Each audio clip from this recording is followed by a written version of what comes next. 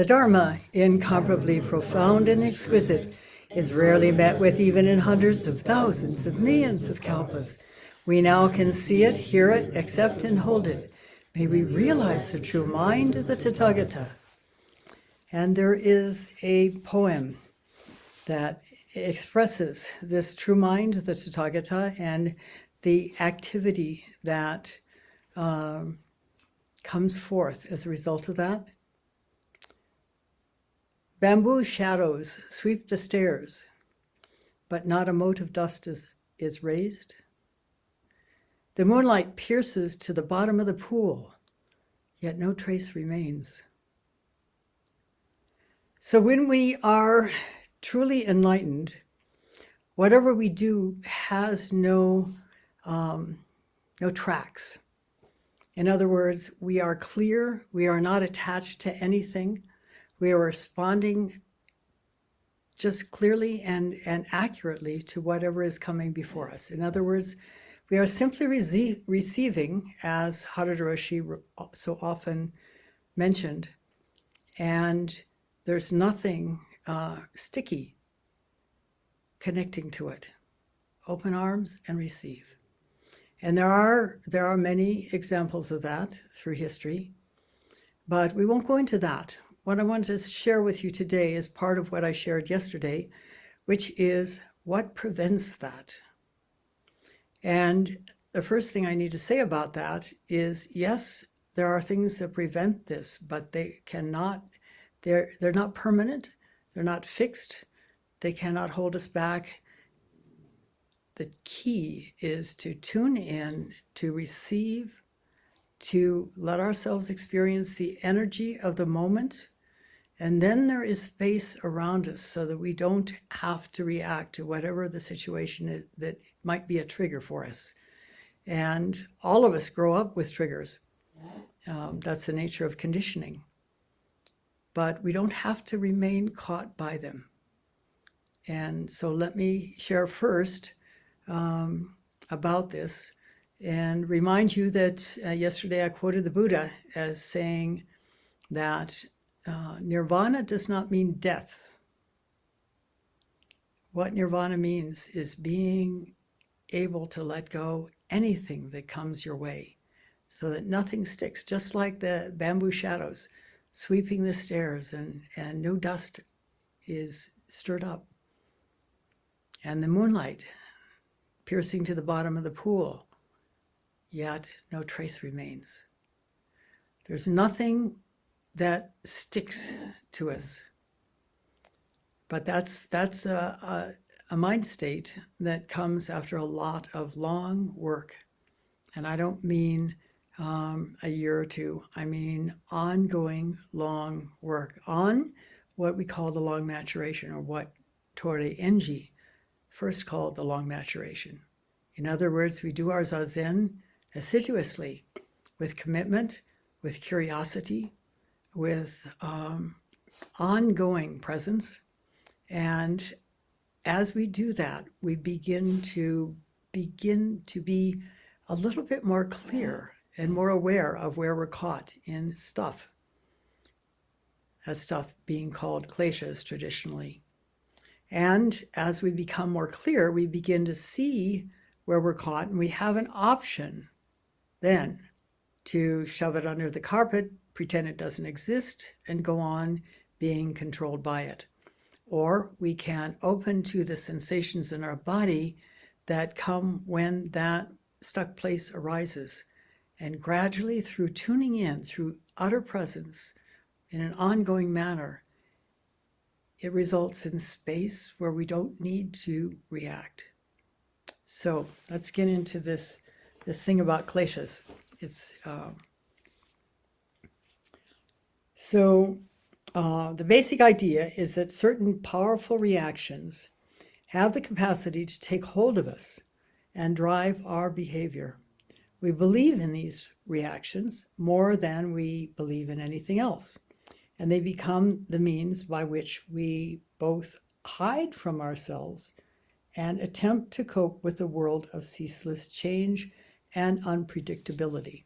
And I'm quoting here now from Mark Epstein's book, going on being, life at the crossroads of Buddhism and psychotherapy. Mark Epstein, as you know, is both a Buddhist practitioner, longtime practitioner, and a psychotherapist of long experience. At this point, I believe he's in his 60s and has written a number of quite excellent books that are worth reading. You can look them up on Amazon.com.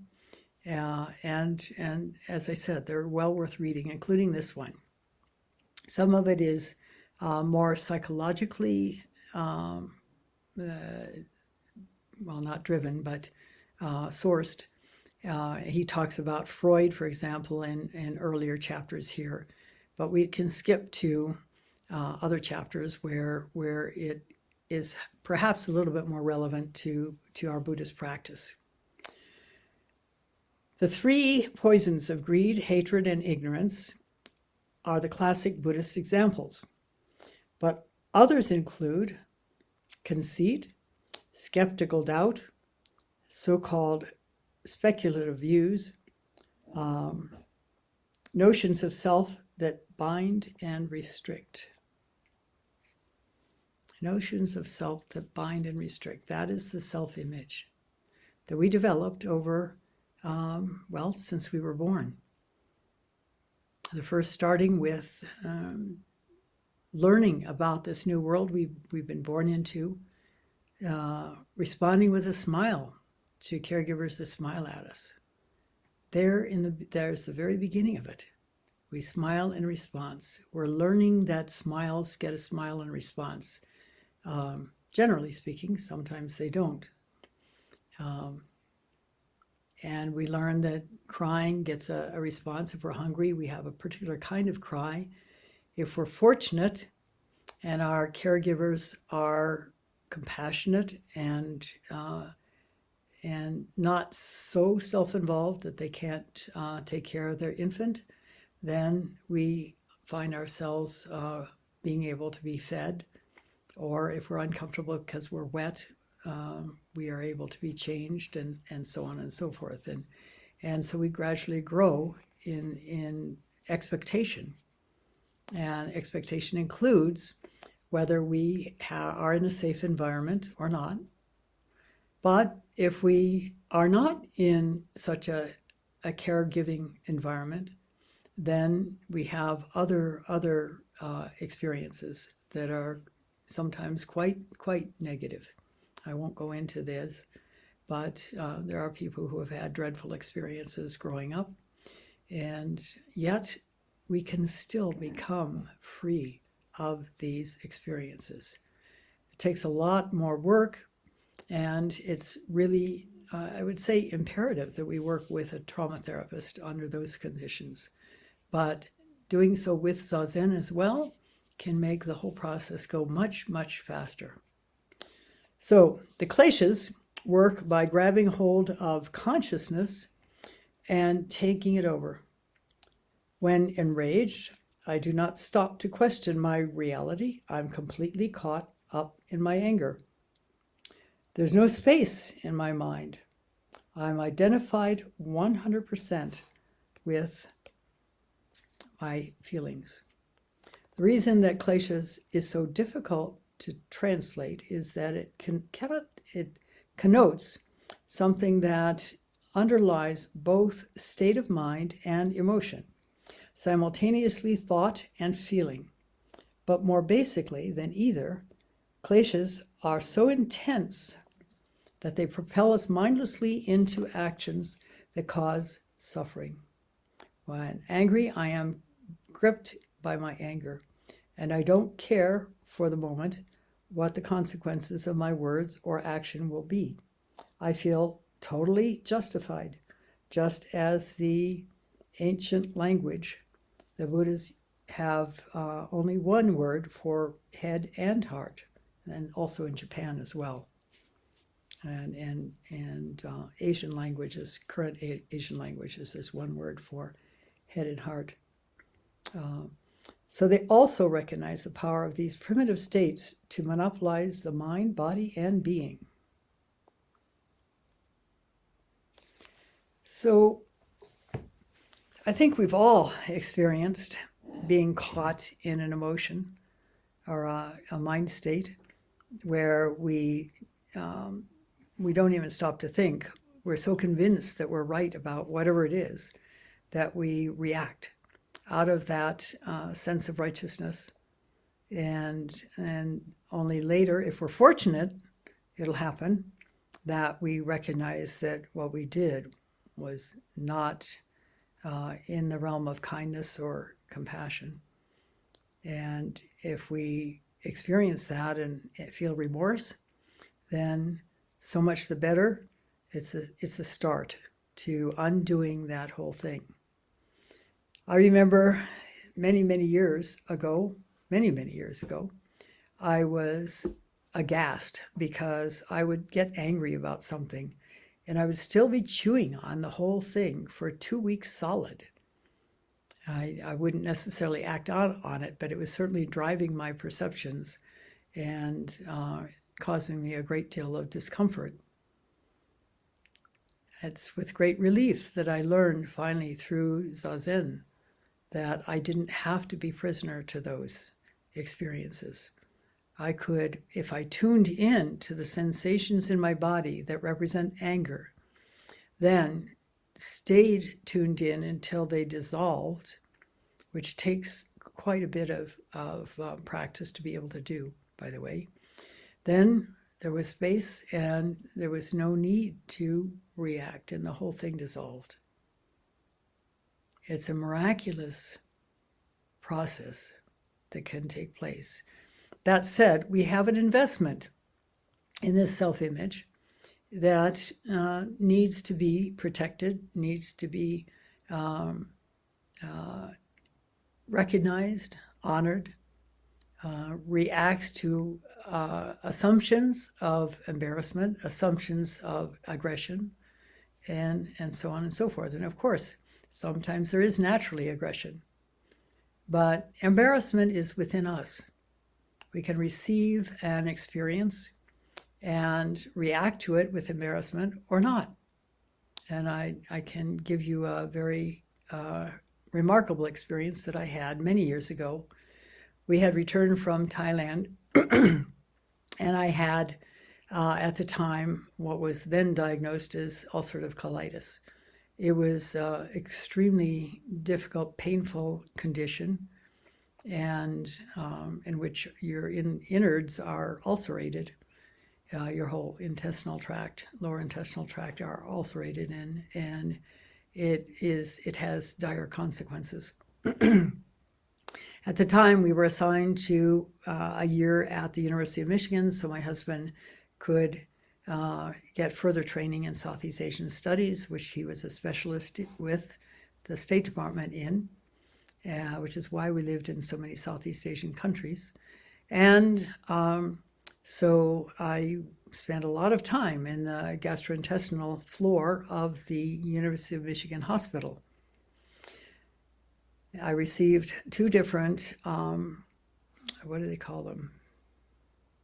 Barium enemas, where they load you with barium so that it can be seen on an X-ray machine, and then they take the X-rays, and then your body naturally is extremely anxious to release the barium. And so I knew from the first experience, where the whole process went rather fast, that I needed to get to a bathroom quickly. And then when I got to a bathroom, I was going to be essentially captive there for the next 45 minutes to an hour while the barium exited my body. Then I had a second barium enema sometime later, already knowing the drill, and here's the rub.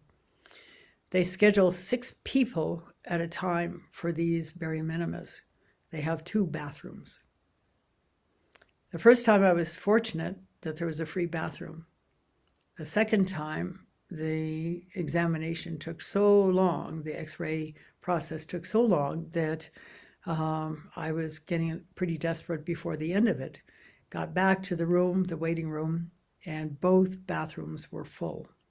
I waited as long as I could and realized that, there was not going to be an option to use one of those bathrooms. So I went in my high heels and my hospital gown out into this broad hallway. It was probably 30, 40 feet wide by the entire length of the 8th floor of the building, and asked the first person in a white coat, where could I find another bathroom? This young man decided he needed to quiz me on why I needed a bathroom. I'm not sure that was essential, but anyway, I promptly, in good Zen practice, except I was not doing Zen practice back then, demonstrated. So a flood of barium exited right onto the floor, ruining my shoes. And immediately he, with a shocked look on his face, found me another bathroom. What happened then was quite amazing, just in the process out there in the hallway. I was able simply to receive the experience, no embarrassment, and it was an amazing feeling of freedom. There I was, pooping in public, rather obviously, and yet it was not a problem. I was free.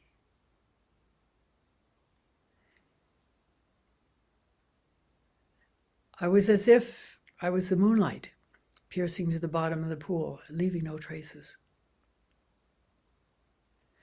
So I know it can be done. This is what Mitra-roshi meant by all he needed to do was simply to receive. Of course, it takes a lot of practice of letting go, which the practice is working on. That's what the practice is. When we extend the out breath fully, we are letting go any other distractions. And if we still find that in the middle of extending the out breath that we're entertaining ideas and dreams and thoughts and so on, it means that we're not fully focused on extending the out breath. And if that happens to you, and it does periodically to us, we tend to get business as usual with the breath sometimes, then push it further out. That requires focus and attention. And then push the next one as far out as you can. And you do 3 or 4 like that, and suddenly you'll be back in the realm of being able to expire the the out breath, and be fully present with it. When the thoughts are given no attention, they die on the vine. But as we're doing the out breath multitasking, we're sort of keeping them alive.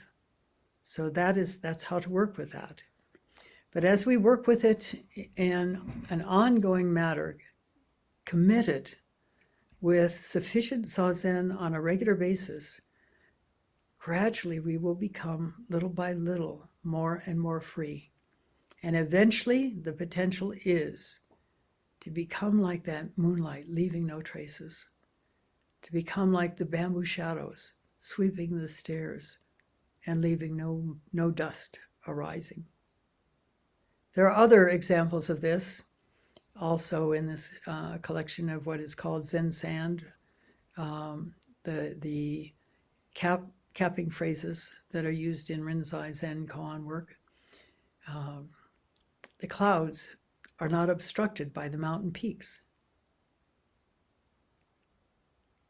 The water is not obstructed by bamboo. It just, if you've ever seen a bamboo grove, it's incredibly thick.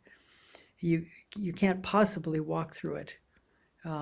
Maybe mosquitoes can, and mosquitoes are rife in bamboo groves, but the water yet can flow around the bamboo, around the issues, not trying to push them out of the way, but simply moving in a way that can be moved in.